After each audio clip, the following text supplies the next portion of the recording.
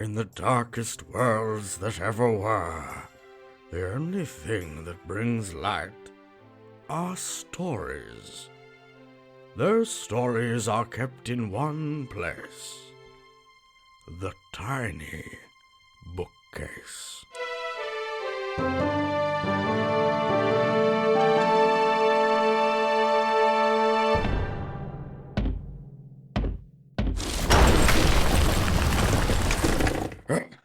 You thought you could keep me locked out of here forever, didn't you? Oh, shit. Now, which one of you barred the door? That was Ben. definitely Nico. Whoa, hang on. Right. I want to be caught up on what's been going on around here. This is my sacred library, after all. We've been telling stories? Look, Ysterris, we kept the business running. It's fine. Fine. I'll give you bloody fine. Right. Think about your heart, Ysterris. Don't get too worked up. Fine. I'm getting back in my chair. You best tell me a story. Well, lucky for you, Ysterris, the crystal ball was left on the whole time, so you can listen to them right now. We opened season 2 with Chris Beckett, and it was epic. I'm afraid of my own heart. I always have been. I'm afraid that if I ever allowed my heart to speak, it would say words I couldn't bear to hear. Clearly, therefore, my heart must remain silent. I can't actually destroy it, of course, not unless I wish to destroy myself. So what I've done instead is confine it underground in a windowless cell with walls a metre thick and armed guards outside the door.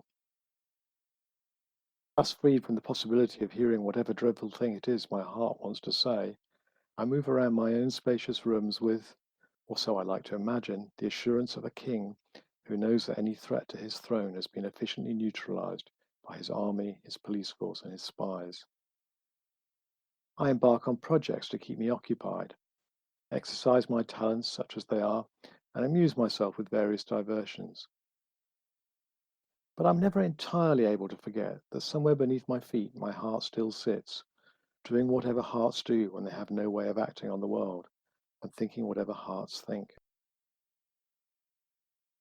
It preys on my mind, to be perfectly honest, and sometimes I must admit, it might be when I'm out on the terrace looking out over the gardens that I'm planting with box hedges to create a complex and ingenious labyrinth, or perhaps when I'm strolling the well-lit galleries where I've laid out my collections of fossils, dead birds, and relics of antiquity. Sometimes, I can't deny it, I find myself wondering what it is my heart would say to me if I permitted it to speak. This is, of course, a foolish and dangerous line of thought, and I try to set it aside as soon as I notice it. But if I'm to be truthful, I do still return to it rather often.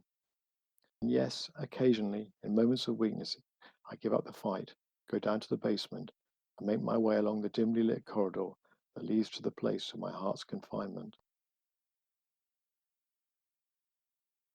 But if you're thinking I'm about to admit to secret meetings with my dangerous captive, I'm afraid I must disappoint you. I may be weak, but I'm not a fool. No, before each of my visits, I arrange for my heart to be escorted in chains to another place, so that when I reach its underground cell, the door stands open and there's no one and nothing inside.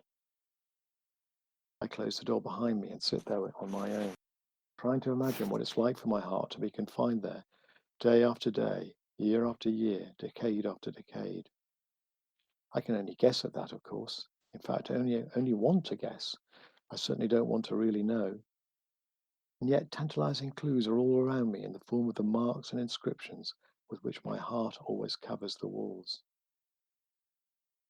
These I study with great care, transcribing them as accurately as I can into a large notebook with a marbled cover, which, after perhaps an hour, when I can no longer bear the feeling of being a prisoner myself, I take back up to the sunlit rooms above, ordering the guards to scrub clean the walls of the cell and then return the prisoner. As my heart is being led back to its normal place of confinement, I sit at my accustomed desk in the middle of my library and, completely surrounded by the world's great works of literature, philosophy, and science, all of them devoted to the unraveling of human experience, I open my notebook to pore over the shapes and words that I so carefully copied down. What is my heart trying to represent, I ask myself, These images of solitary figures standing on mountain tops or drifting through the space between the stars. What is the real meaning of these little fragments about empty city streets, or moonlit rose gardens, or solitary swimmers striking out at night from beaches in deserted coves? These endless references to someone or something longed for, but always out of reach. I suppose you're thinking that the meaning is obvious. The heart constructs a labyrinth of detail and ornamentation in order to distract itself, at least a little. But buried at the center of it all, and not exactly difficult to make out, there's a powerful message that's so simple it could almost be called a cry or a howl. It could be expressed in 3 syllables, which, if I felt so inclined, I could scream aloud right now, seated at my desk in my library, surrounded by all my books. But of course, at this point, I see the trap I'm walking into.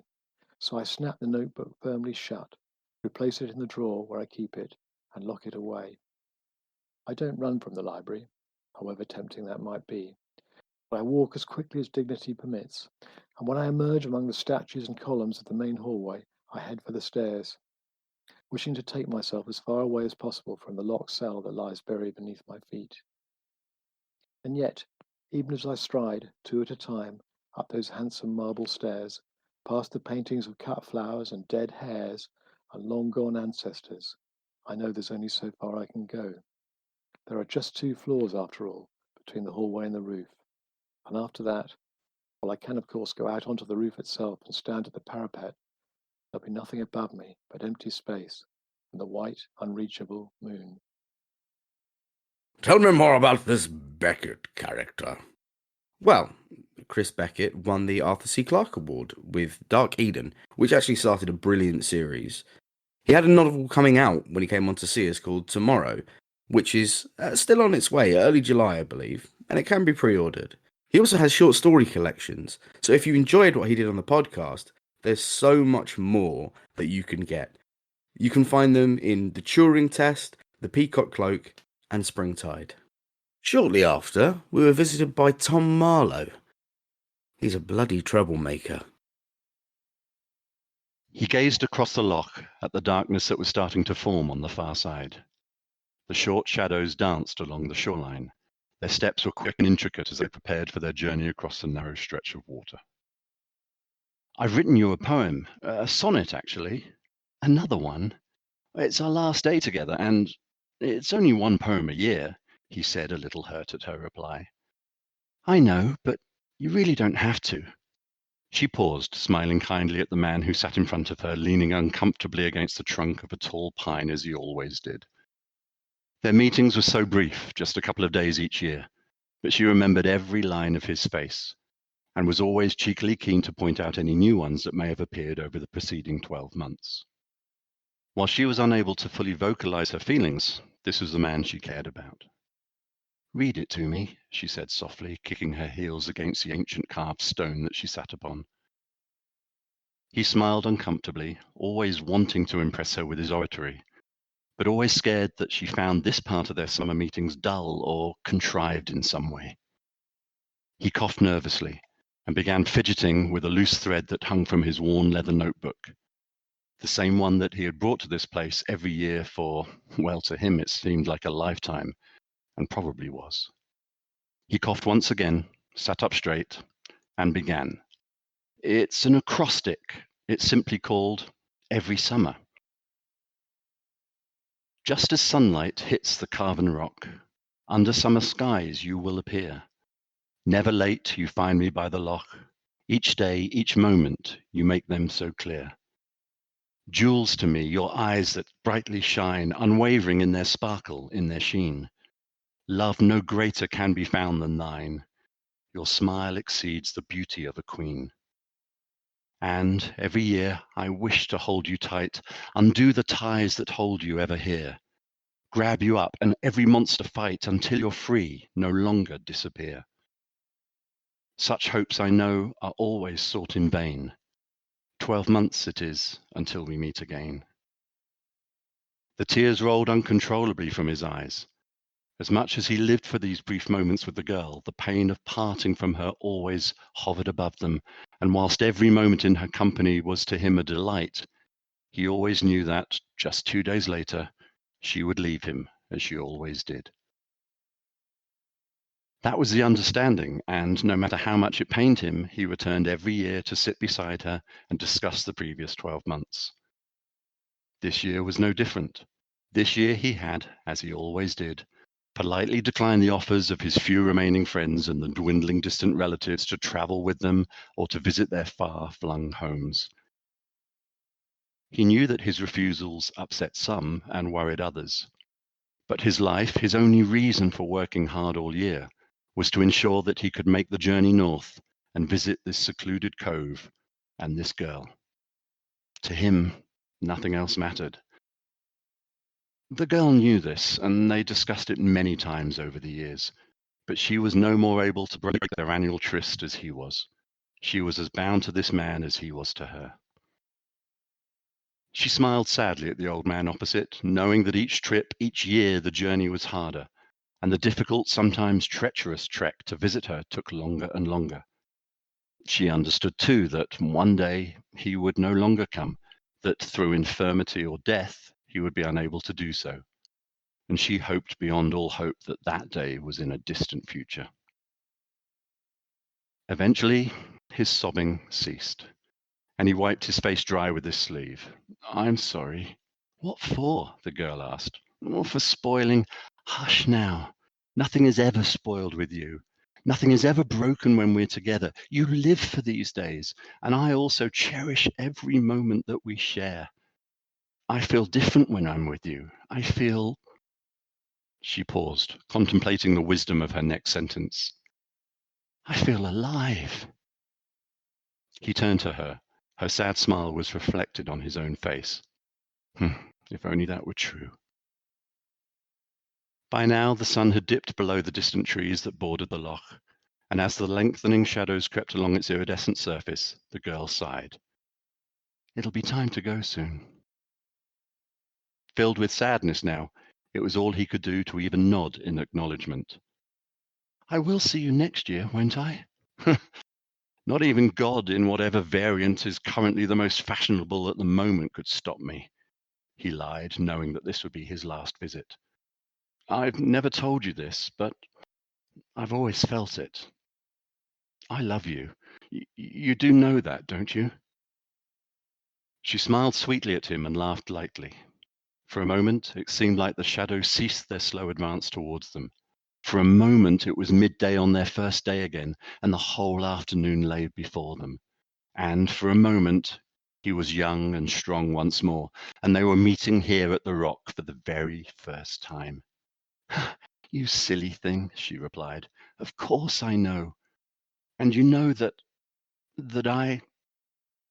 She stared across to the shadows that, regardless of the enormity of their conversation, crept ever closer.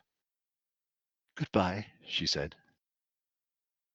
The first sliver of shadow touched the base of the rock, and, still smiling affectionately at the old man, the spirit creature faded, returning to the ancient carved stone that she was somehow able to escape for just 2 days of the year. The shadows moved deeper, creeping towards the old man, who sat motionless now against the trunk of the pine tree, a single tear trickling down his face. But their touch did nothing to him. After all, what can mere shadows do to the corpse of an old man? Marlowe? Not the Marlowe. Not the Marlowe. This one was far more rude and hasn't been assassinated in a barroom brawl yet. Tom is a writer of erotic parody with many titles to choose from, including most recently, I think, The Biker, which has a swole beefcake on the front of it, which I'm sure we'll all enjoy. He's also got a couple of series. Don't laugh when I'm plugging.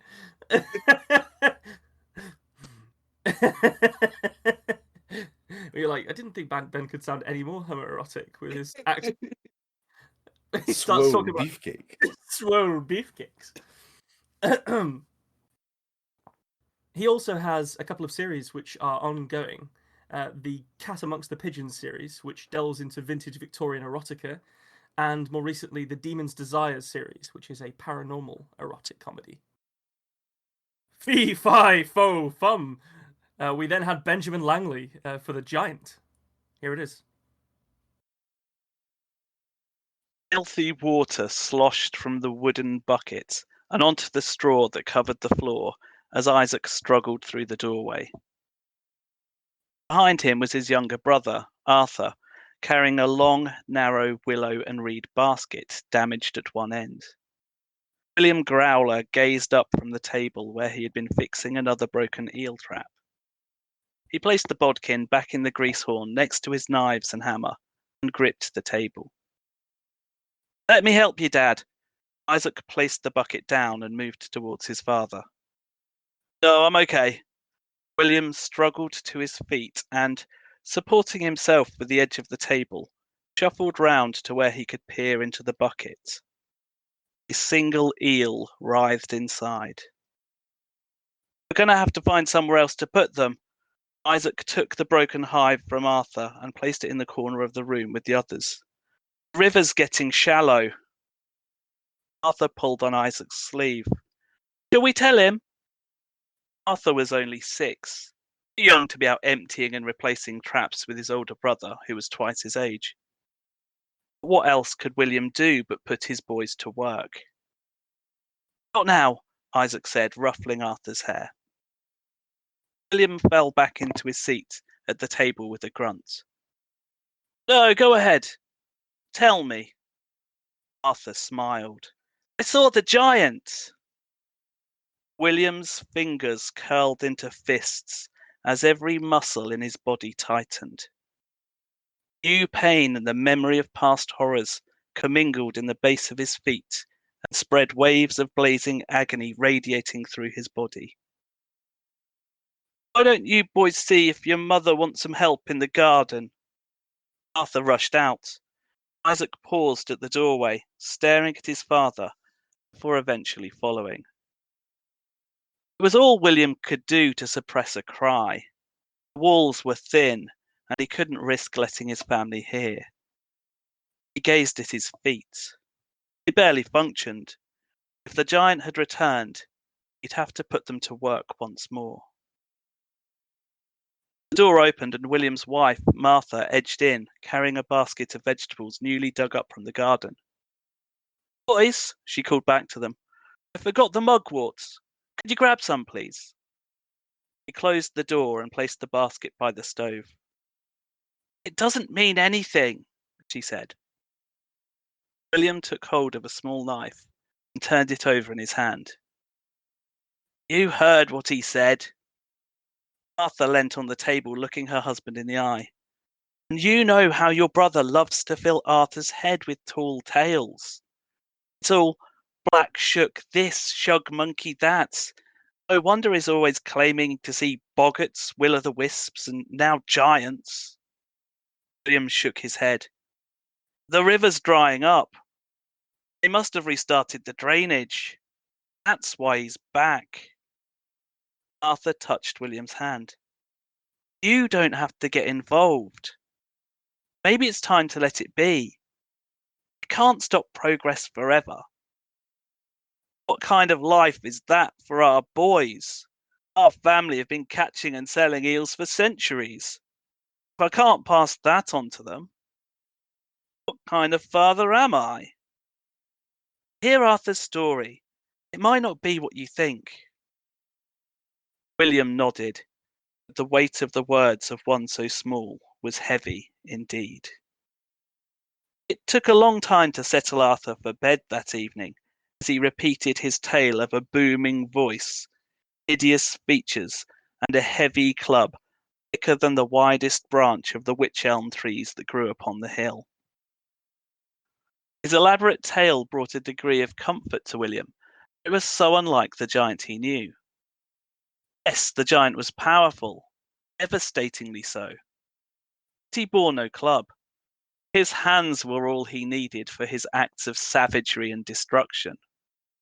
His voice did not boom. He spoke in a whisper that necessitated undesired proximity. And rather than looking monstrous, despite his bigness, he was almost handsome. And yet William could not rest easy. Perhaps Arthur caught a glimpse of the giant and embellished this brief moment with fairy tale imagination, keen to emulate his uncle as a storyteller. There was only one way to be certain. He had to venture out into the night, for if the giant had returned, he would be waiting. A chill wind blew in from the east as William travelled over the bleak terrain. Even with his boots stuffed with eel skins, he needed 2 sticks to walk with, which made carrying the lantern a struggle. With each gust, he feared the lantern would be wrenched from his awkward grip. Few would risk a journey in the darkness unless necessary, and none as racked with pain would be so daring, so foolish. He moved slowly, more slowly even than usual, using his sticks to test the firmness of the ground before him, peering as far ahead as he could with his dim light. It was alarming how much more solid the ground had become.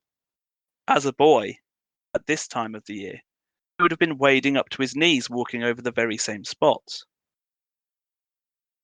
Every step was agony. The mere mention of the giants had flared up past trauma, and the old wounds ached. Ignoring the pain in his feet, he shuffled along towards the bridge. Once upon it, he peered along the river. Yes, a new platform had been built. Men had returned once more to commence their drainage operation. The water, drifting towards the bridge, were splintered wooden struts, a sign of the destruction the creature was capable of. The giant's work too had already commenced, and for that he would require payment. William had to find him in order to make an offer while the cost was still in his control. He crossed the bridge and made his way to the split rock hidden within the copse of trees. His feet were entirely numb. There he had nothing more to give. Upon the rock, illuminated by the lantern, sat the giant, his smile spread across his face in a hungry grin. William shuddered as he recalled the horror of his most recent visit. He stumbled, and the giant reached out to steady him. William remained close enough to feel the warmth emitting from the giant's enormous body. "You're back." "Only because you need me," the giant said in a voice so quiet it was as if it only existed in William's head. William hated the creature all the more because he was right. In his trek across the fen, even in darkness, the damage of drainage was apparent. The reeds with which he built his traps had withered. The old waterways, the places where once William and now his boys lay their eel traps, ran dry as the newly cut channels carried the water from the lands and his livelihood from out of his grasp. Once more he needed the giant to wreak havoc upon their drains and their sluices, to grab the men and tear them asunder if that's what it took to stop their operation. But if the giant was to work, he'd need feeding. As William had done last time, he gazed up into the giant's eyes, hoping to see a hint of compassion. "I have nothing," William said. The first time, decades ago, the giant had demanded only coins, and that was sufficient until William ran out of money. For the last decade, livestock had been enough to feed the giants, but even the last of the wildfowl had long since departed the area. The giant refused the eels that William could supply so readily, and demanded something more. Again, crippling agony struck as he recalled removing his boots the last time he came to the split rock. It was as if the giant had taken hold of that little toe and yanked it right off all over again, before moving on to the next, and the next, and the next, popping each into his mouth and chewing sloppily. Losing his toes made working near impossible, but thankfully his boys had grown up enough to place and empty the traps. "They need not be your toes," the giant said. Could he wake Martha, bring her here? She'd benefited too from keeping the land the way it was. Why should he bear the burden alone?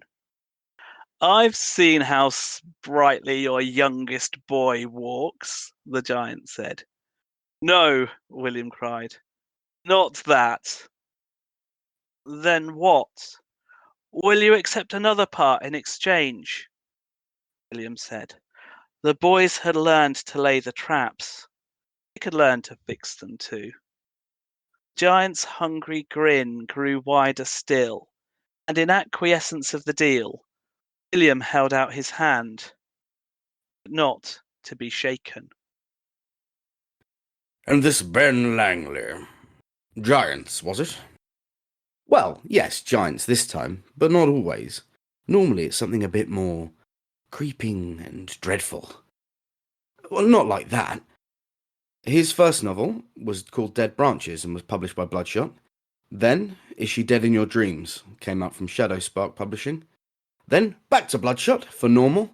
And just recently, he's released a novella called The Fen Witch of Goosefeather Split, which I can tell you from personal experience, bloody brilliant. That was when Winnie came to see us. We had Winnie Tatar on. She kept talking about toes. I entered through the front door, and I was hit with the stench of blood. I rolled my eyes. Oh, great. Cat's home before me. I made my way into the living room to find her sitting there on the couch, twirling a knife in her right hand and texting on her phone in the left. She sensed my presence and lifted her head from her phone, smiling. Hey, handsome, welcome back. I scoffed and looked at the dead body laying on our carpet. Mind you, it was the carpet I loved to play my games on, and now it was tainted with some unknown human body's blood. Gross. Hey, I'm sorry about the mess, Kat said, following my eyes to the lifeless man. But I did try to make it up to you. I made your favorite for dinner. Salmon. She wiggled her eyebrows. I ignored her and went to the kitchen. At least she did make salmon, which made me a lot more happier. But, of course, we still had that dead man in the living room that we'll have to deal with later. But I could put that off, hopefully, as I continued to eat. My sister Kat was an assassin for hire, or as she liked to call herself, a freelance killer. I, at the moment, was only a, wandering couch potato. Still, I tried to pull my weight around the apartment, making sure to be alert about any strange figures that would come in or out, or keeping my messes usually to myself, or hiding cats if I needed to. It had been this way for a couple of years now, since I moved in with Kat after our sister Morgan had died. After she passed away, Kat became my guardian of sorts. At first, I wasn't too happy about the new living arrangement, but I was still a young lad and I really couldn't change much about it. But on the bright side, Kat usually let me do my own thing while she did hers, except for the occasions where she would bring work home, much to my dismay. I tried not to pay attention to the pungent smell of the man as I ate my food, but it was hard. It was a smell my sensitive nose was accustomed to, but it's still a corpse, something you never want to have as a dinner guest. Kat walked in to the kitchen and sat down at the kitchen bar. So, she started, where did you wander off today? I disregarded her as I continued to eat my food. As if I would tell her where I went, she would know. Heck, I barely even know where I go and wander off to most of the time. I just love to get out the apartment every once in a while and explore the city. Well, at least the safe parts, not like the places we live in or had to have lived in. Sometimes I would just go out and walk for hours, exploring, seeing, and meeting all different types of people and creatures. It was so much fun. Or sometimes I would go and hang out at the local fish market and mess with the fishermen and sellers down there. By now, they've been accustomed to seeing me as a regular customer. So much so that sometimes I get freebies from them now and again when they're feeling generous. Hey, don't you ignore me while I'm talking to you, Kat said, cutting me off from my thoughts. I finally realized that the smell of the dead body was getting too much for me to eat. I quietly left my food, still ignoring Cat, and went back to the living room to examine him. The man was wearing a navy blue suit with a brown tie. He was overweight and slightly balding, and the color from his skin had all drained out. I looked to where Cat had stabbed him, right in the middle of his chest. And from the amount of blood splattered all over him and around him, I could tell she did it more than once, which is pretty typical of her. She is an overkill. No pun intended. I looked at her, and she shrugged. It's a long story. I'll tell you later when I get the cleanup crew in to fix all of this. I sighed and left her to be alone with her guest. I went out to our balcony railway and decided to sit there and watch the moon. I love to watch the moon every night. It was one of my favorite things to do after coming back from a long day of doing, well, walking or nothing really. But the view of the moon from our apartment was so beautiful. And out here, with the brisk air, I could better shrug off the rancid smell flooding the apartment. The moon was always a wonderful sight to see. It would usually draw me in as I closed my eyes, taking it in all slowly and carefully. There's so much comfort on these nights. With the background noise of bustling cars and people down below, it felt like I was one with the stars, the moon, the sky, just observing all the humans, all the people in their natural habitats going about their nights. But all of this was cut short quickly because I heard some thumping and then the breaking of our front door. I quickly whipped my head around to see what was going on. There were two burly men with guns drawn and pointed at Cat. Cat quickly rushed behind the sofa and pulled out her own weapon. The two men and Cat exchanged fire. I was so scared, frozen, not knowing what to do. This had never happened before. Cat always would keep her stuff outside the apartment, and even if she bring it in, it wouldn't be this much. But all I knew is that I had to help her in some way. I don't know how, but I had to. Think, what can I do? What can I do? I gotta get hold of one of them. Maybe to even the playing field. Okay, that's what I'll do. I slowly pranced out from the balcony and into the living room.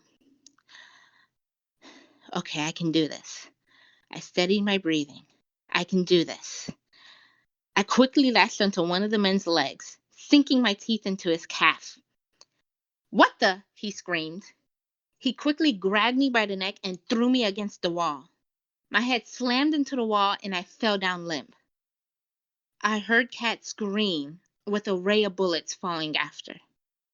All I could see was the red oozing from my head as my vision became spotted and I slowly passed out. I don't know how long it was before Cat rushed over to me and picked me up in her arms, cradling me. Oh, handsome, my sweet little kitten. Thank you for trying to be so brave, she whispered. I huffed. Yeah, the one time I tried to intervene, and it turns out for the worst. Don't worry though, she said softly, petting my head. I'll get you to a vet as soon as possible, I promise. Promise. Promises seem to be all humans like to do, yet they never really hold weight. You can never believe them until they're fulfilled. Her sister Morgan promised me that she would be with me forever until the job she and Kat shared turned her into a liar. Kat promised me that she would take care of me and keep me safe. But now look at me, clinging onto life as it slowly pulls itself from my body. Kat started to panic more as the minutes ticked on, moving around our apartment with me in her arms, rushing, trying to call somebody, anybody that would be up this late to possibly save me. But we all know no one was going to answer. We all know no one would come and take a cat from where we were in the city, no matter how much Cat would have paid them. It just wasn't worth the risk. To think, this all started me wanting to come back home, eat a nice meal, and watch the moon. And now it seems I might turn into one of the stars that accompany the moon in the sky every night. I wish I could have stayed longer, be here with the humans, meet the ones that I always see at the fish market, or even the playtime sometimes me and Cat would have when she wasn't working. But I guess it's my time to watch over the humans as they continue making their thoughtless promises. Hey, handsome, Cat spoke softly. Please stay with me. Come on, boy. I know you can do it. Please stay with me just for a few more minutes. I'll try my best to do everything I can. You just gotta stay with me, okay? Please, handsome. I always hated the name Handsome, but it was the name Morgan gave me. She thought I was the most handsomest kitten she ever seen when she first saw me. And well, the name just stuck with her. Handsome? Cat's voice is starting to fade away slowly. Her figure is fading away too, just like the moon does before the sun rises. Hey, handsome. Handsome?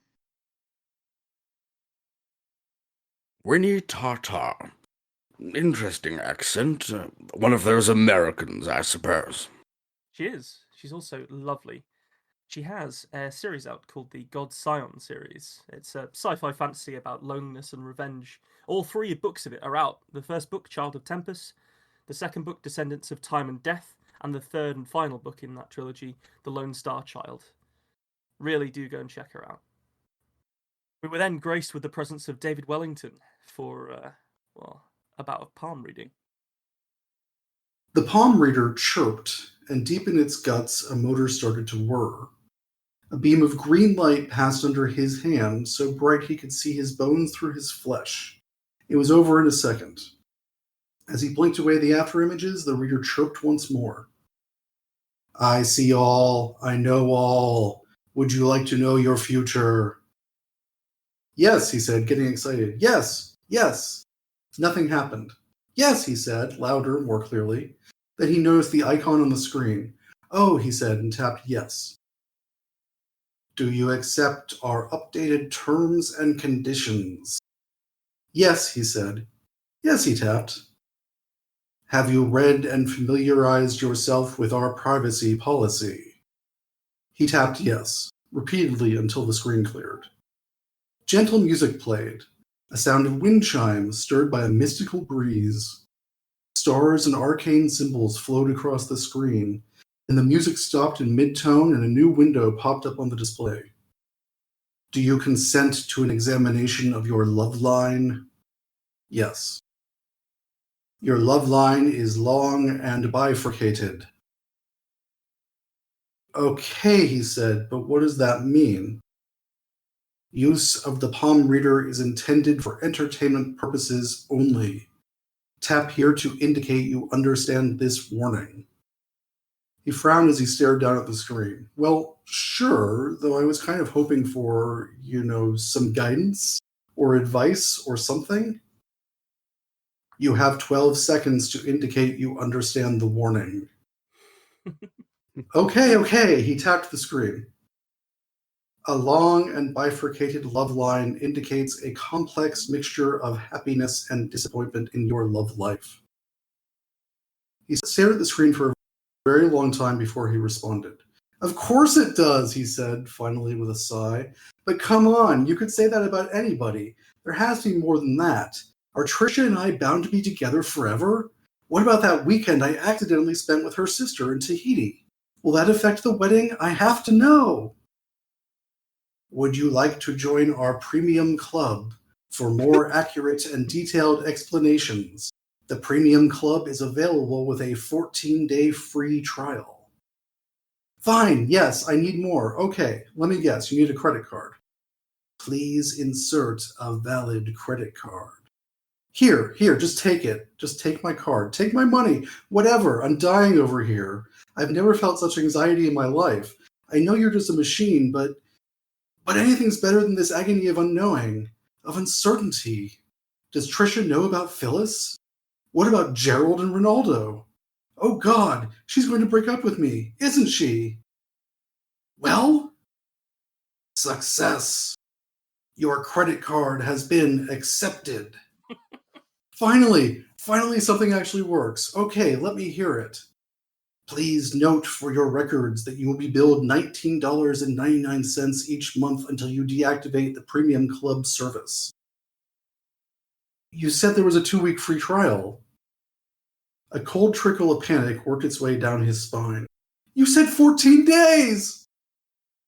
Would you like to deactivate Premium Club service? To do so, please visit our website at palmreader.com.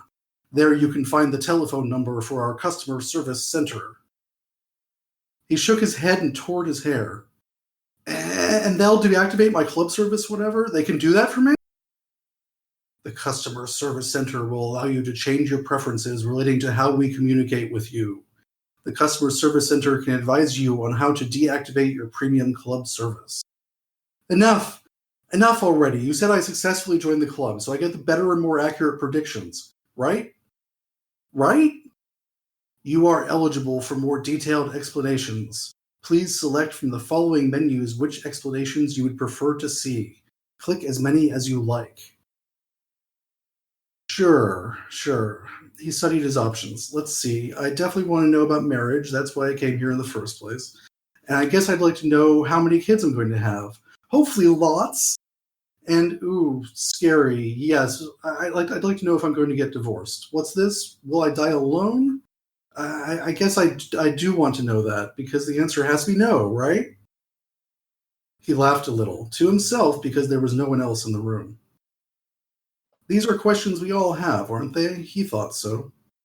The things we all want to know. We want to be happy, even if very few of us really know what that means. We want to find love, even if that means we'll have to experience heartbreak as well. It struck him just what a convenience it was to have a machine that could chart your future, that could tell you exactly what was coming to you. Even if the answers were less than wonderful, even if what he discovered was that his life would be mostly unhappy, knowing had to be better than not knowing. With a trembling finger, he ran down the list of options, then tapped the button that read Done. Thank you for inputting your options. Please meditate until you have reached the proper state of mind. Before we go further, it is important that you understand the future cannot be changed, that what you are about to see is both fully accurate and immutable. You may take as many readings as you choose throughout your life, but the results will not change. He took a deep breath. I understand, he said.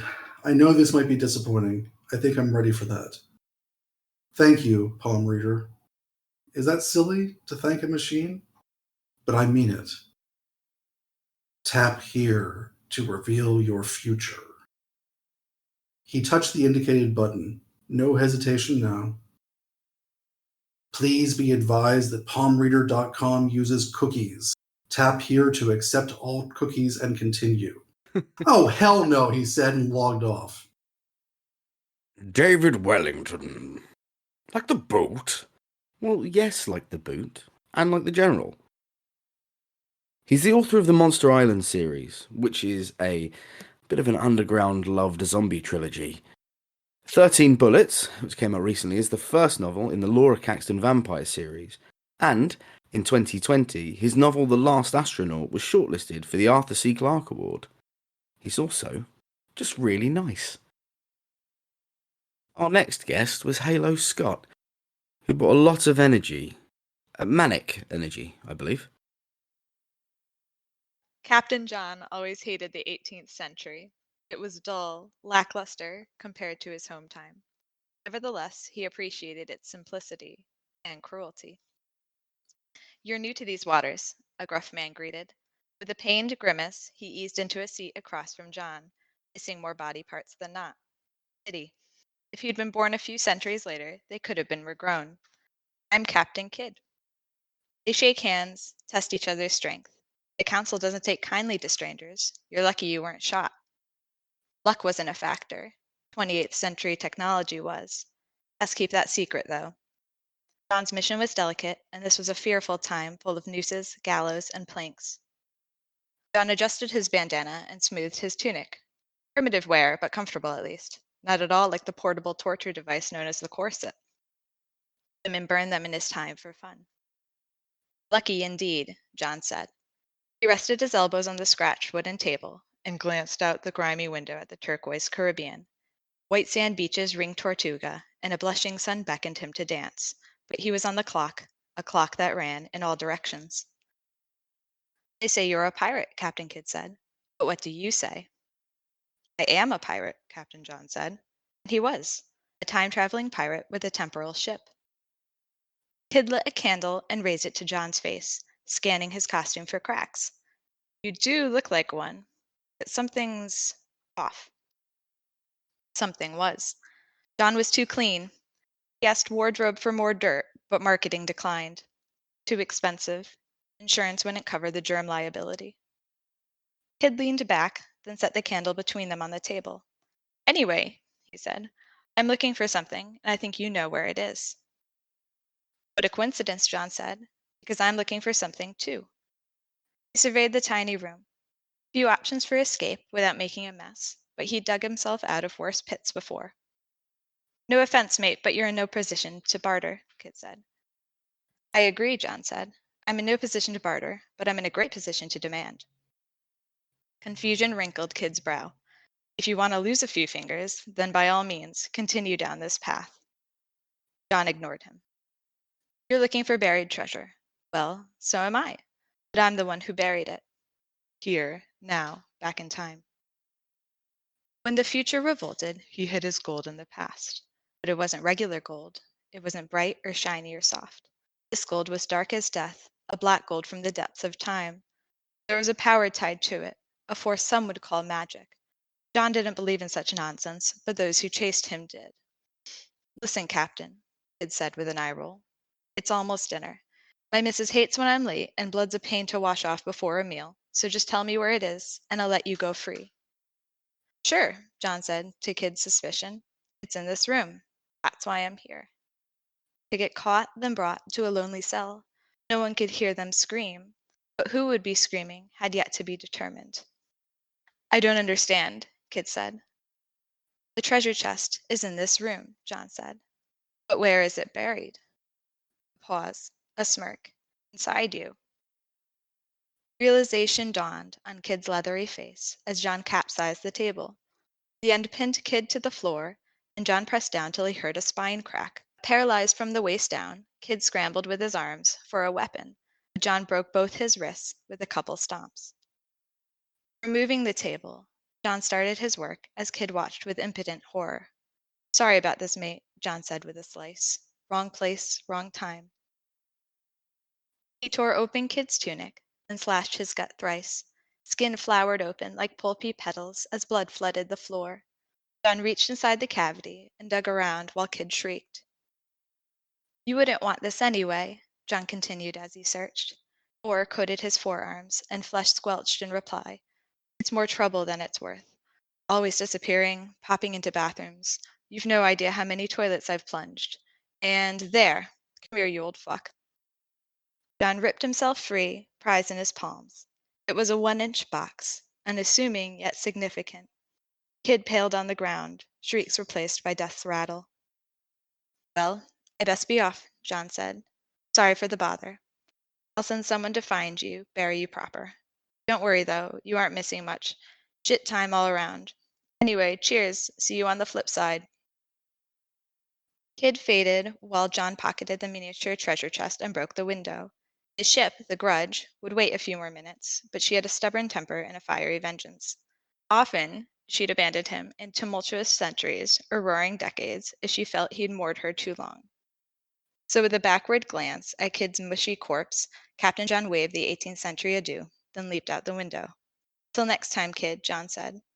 And there would be a next time, but for Kidd it was a before time, whereas for John it was an after time.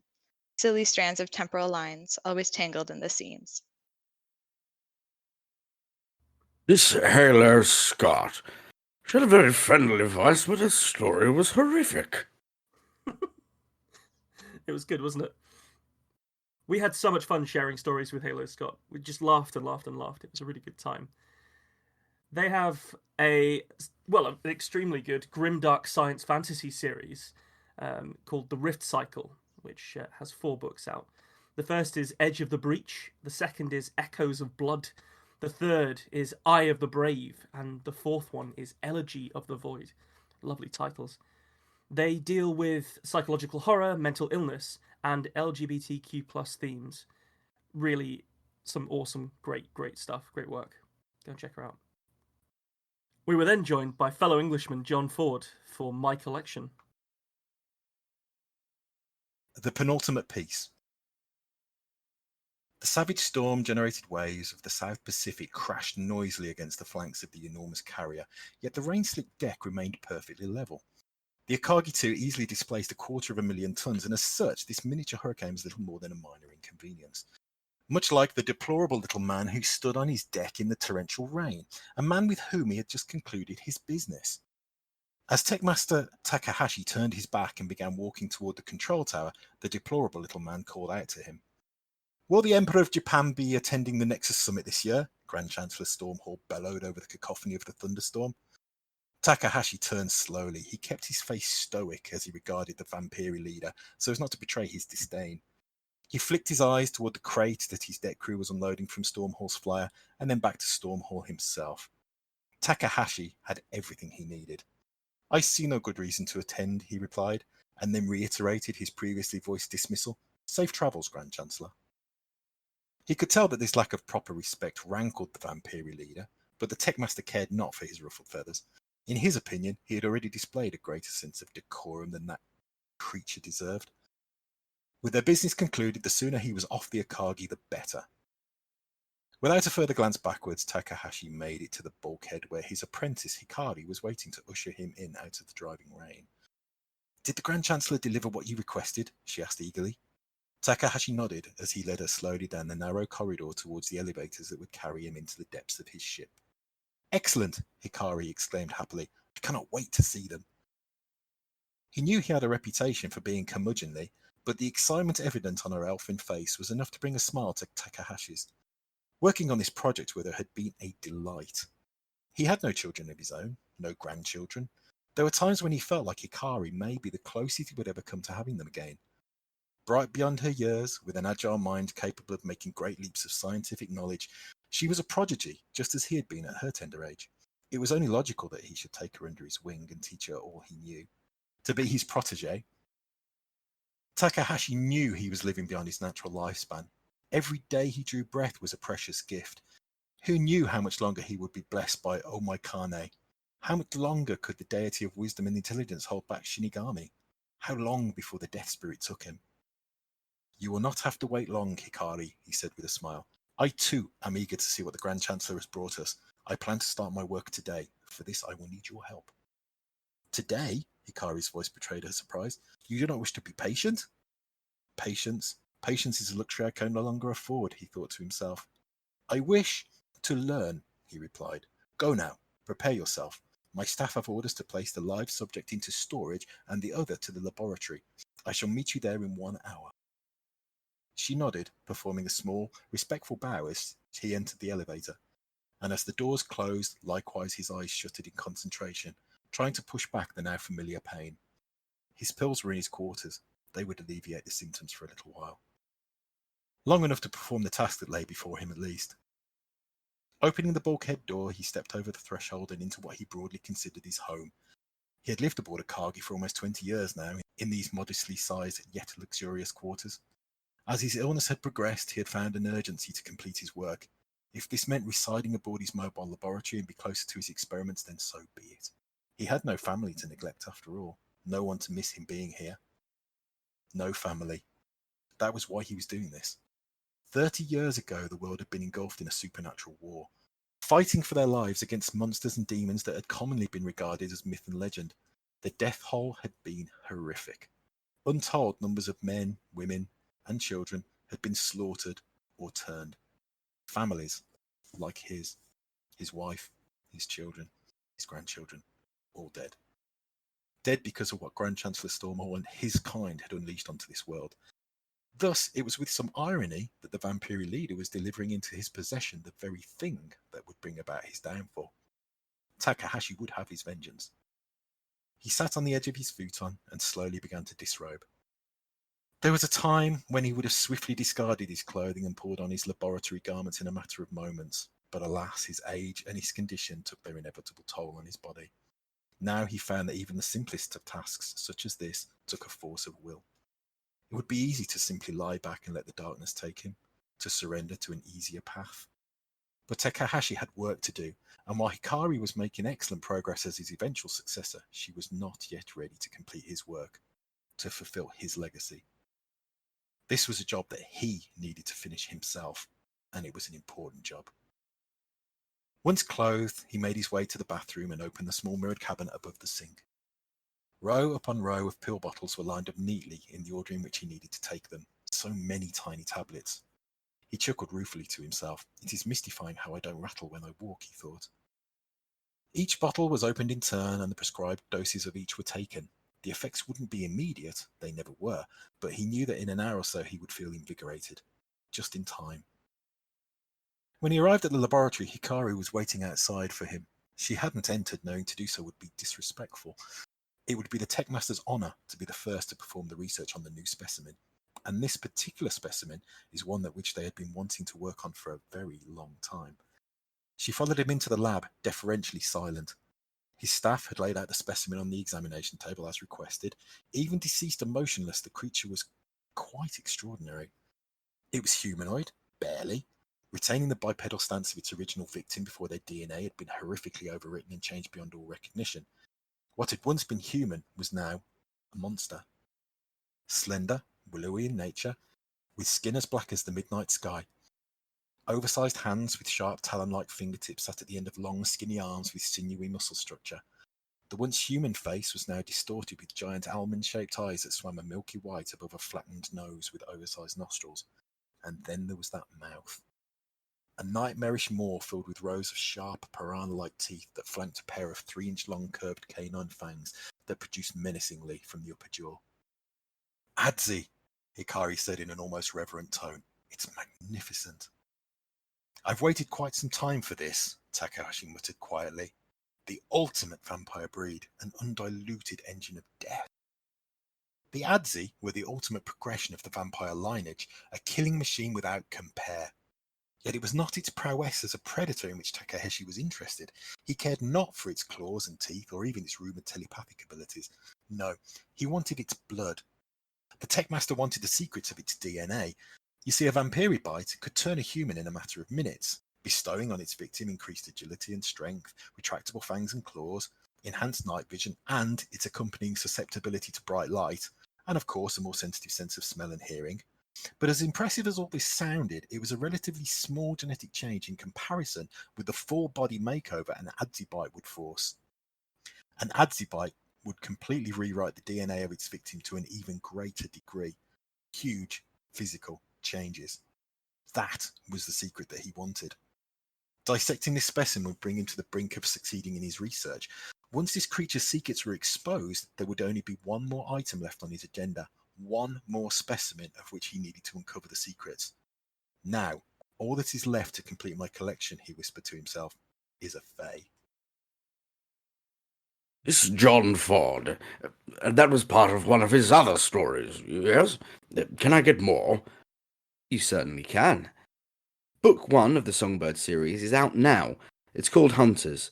It spans multiple genres.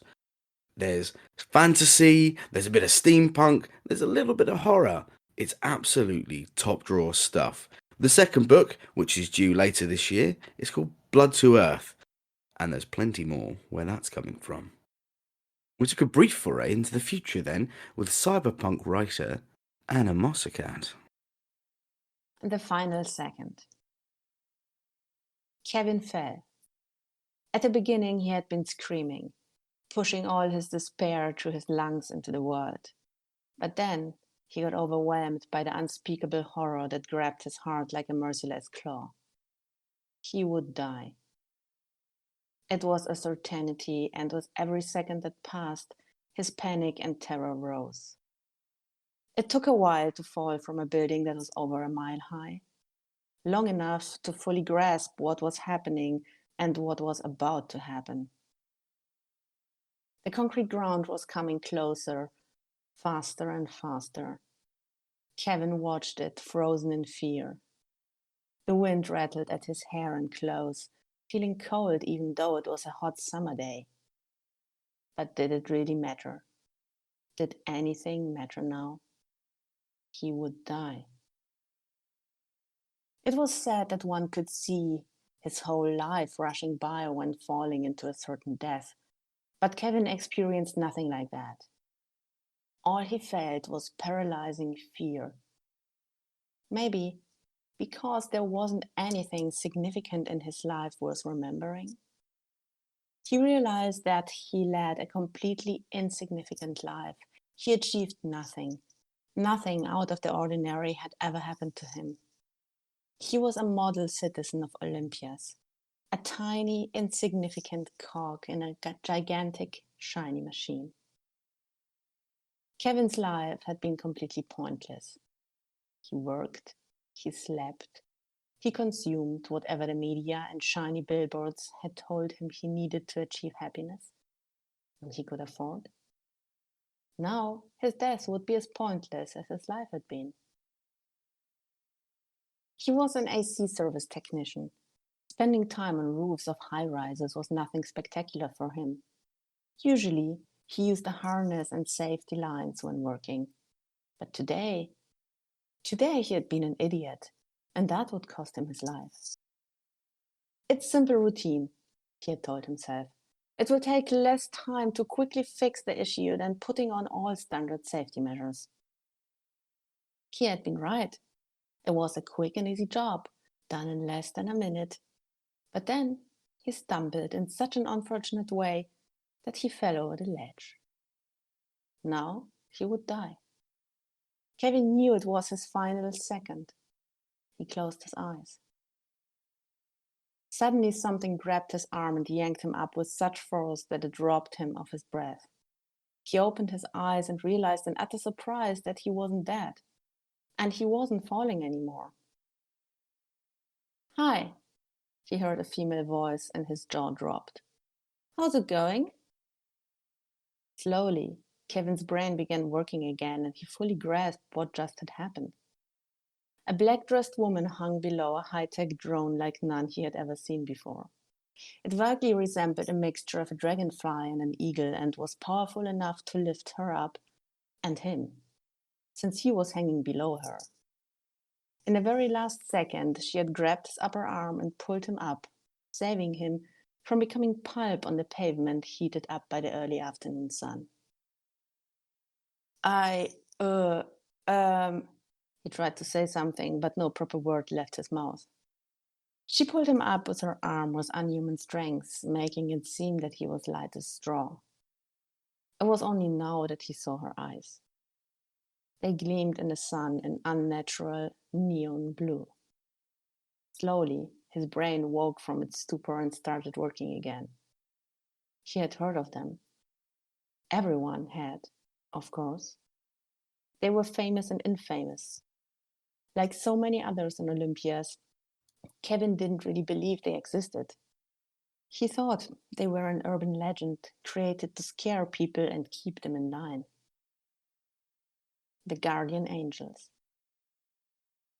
Either he was dying and his brain was fantasizing in its final moment, or this was a guardian angel. They were real.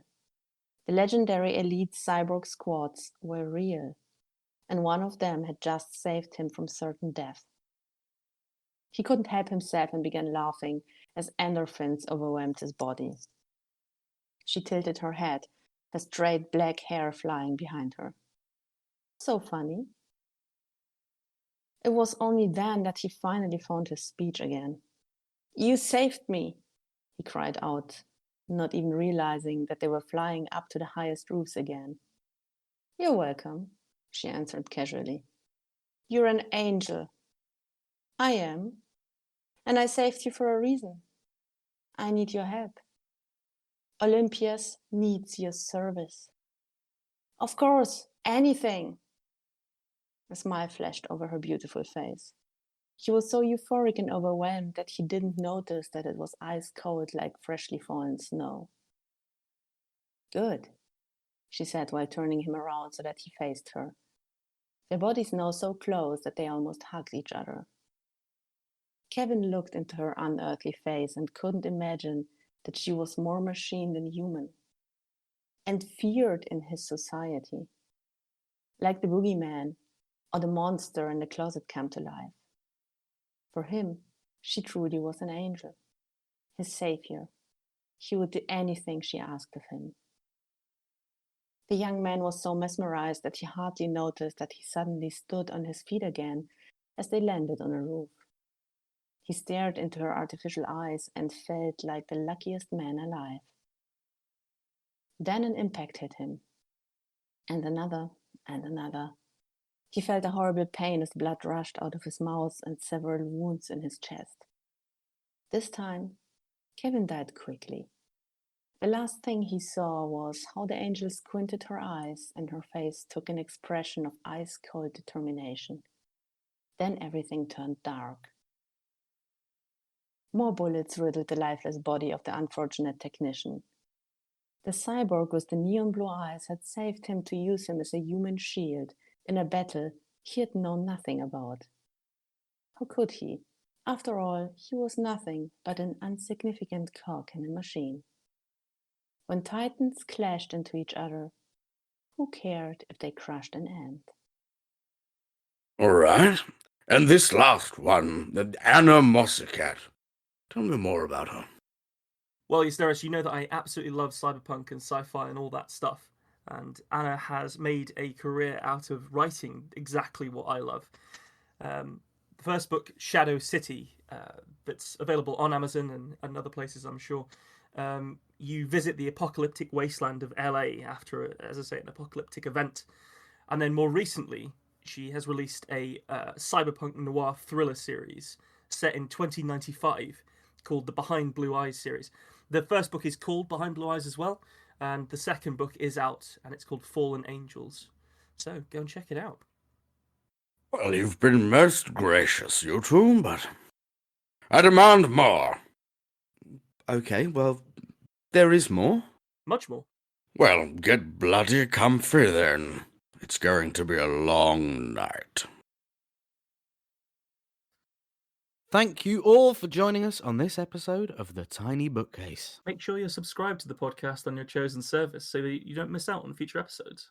You can follow us on Twitter at BookcaseTiny, where you can talk to us directly and even suggest prompts for upcoming stories. If you're not a tweeter, you can find us on Facebook and Instagram as well. Just search for The Tiny Bookcase. Now, if you want to support the podcast, and we'd really appreciate it if you did, you can do so at patreon.com/thetinybookcase. And then you could be just as special as these story seekers. Should we thank them? I think so. Well, then it's a huge thank you to the legendary Matthew McLaren and the absolutely epic Scott Byrne for their support. Thank you for listening. Catch you next week.